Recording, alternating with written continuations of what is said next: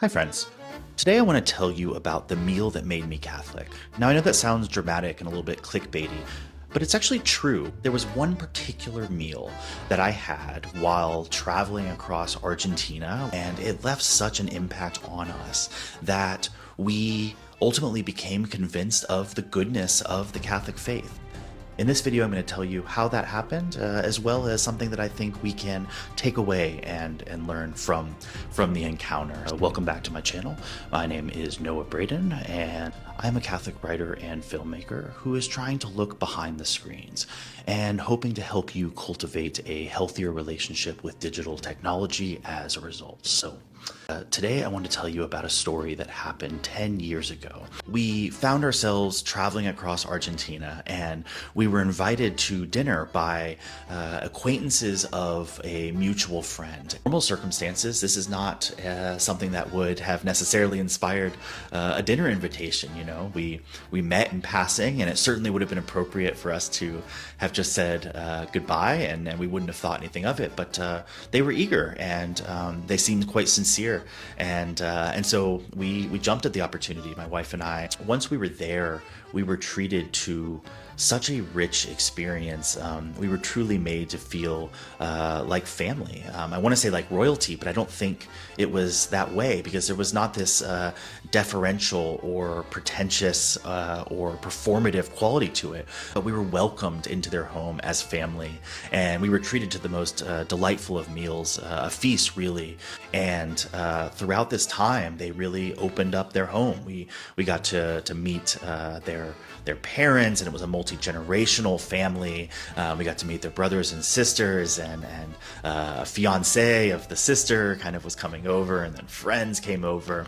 And it became this warm and communal affair in which we got an introduction not only to the warmth of Argentina, which is outstanding in and of itself, but in particular to a profound example of Catholic hospitality, one that left such a mark on us that I'm still talking about it now 10 years later. And we spent I think the better part of 6 hours at their house throughout the cooking process. And in Argentina, it's very common to have an at-home grill, a little corner, oftentimes in the back patio, where you can actually grill right there in the traditional style. And we were treated to an array of meats and sides, and they served us wonderful wine at dinner. And then every time we thought the meal was over, something else would happen, and we were brought kind of further into this affair. Catholics, especially those of us who engage in digital evangelization or catechesis online, there is a tendency to dehumanize and depersonalize our encounters with other people. And I think that if we prioritize one-on-one relationships, interpersonal connections requires sacrifice. And I think that's one of the beautiful things about having someone over for a meal, is that it requires preparation, it requires sacrifice, it requires a giving up of your home and of your time, and that costs something. And that is part of why it is such a profound example of Christ-like love. And these individuals, other than praying before the meal and having overtly religious artifacts and artwork throughout their house, made no explicit mention of their faith. But even still, and maybe because of this, not just despite of this, but because of this, it left an even more profound impact on me. And at the end of the meal, they actually invited me to church with them. They invited my wife and me to come to their parish in San Rafael, Argentina. After church, they actually invited us to yet another meal. And so we enjoyed lunch with them the day after. And I think this Christ-like hospitality is actually the way that is emblematic of a way that we can revitalize our evangelization efforts. I think that's how we can become digital Good Samaritans, as Pope Francis has recently exhorted us to.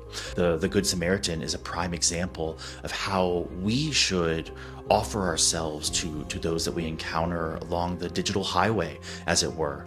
And I think that making an effort to cultivate these moments of deep and profound personal connection, sharing a meal with someone. I think that's the antidote to this digital distance that we oftentimes wrestle with.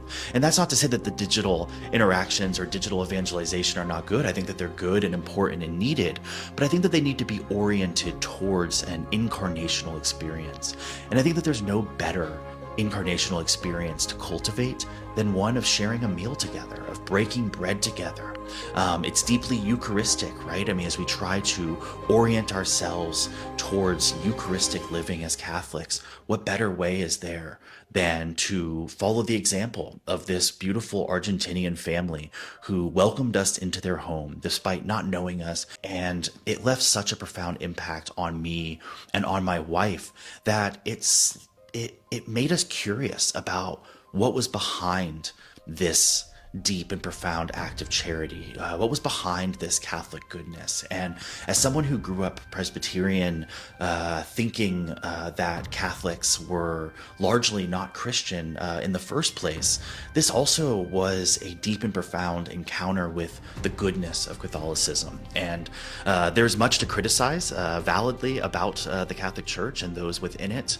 There is much to celebrate and to love. And I think these stories are often hidden. I wanted to share this encounter that I had because it left such a mark on me, and because I think that we can learn a lot from it. I think that we can emulate the breaking of bread, even if it's not actually something that our conversations online lead to, although I think that they certainly can and should.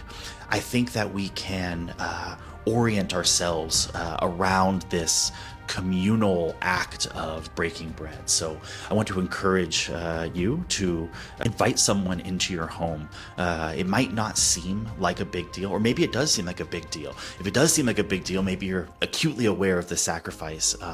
And so maybe that's just something that's good for you to offer up. Maybe it's something that comes easily to you and you're not aware of how valuable it can be received on the other side. So I want to encourage you, whether or not you're someone who hesitates to invite people in, or whether you're someone who is happy to have people over, I want to encourage both of you to see the value of that hospitality.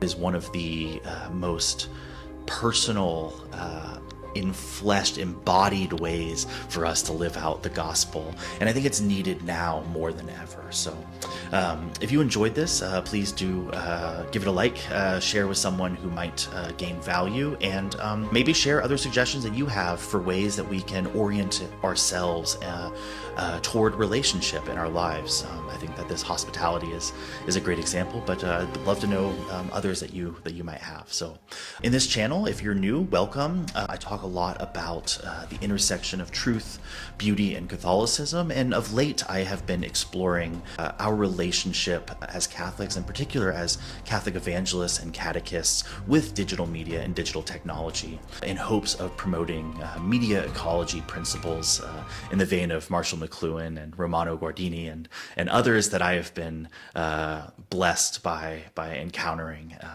and as a result, my relationship with technology has improved. So that's something that I'm hoping to do with this channel, and it's something that I am actually of late focused on. So if that's interesting to you, I encourage you to check out this playlist, or maybe it's here, somewhere here, this playlist, as well as the other interviews on my channel. The It's Knowable podcast was what I originally started the channel around, and there's lots of great conversations there.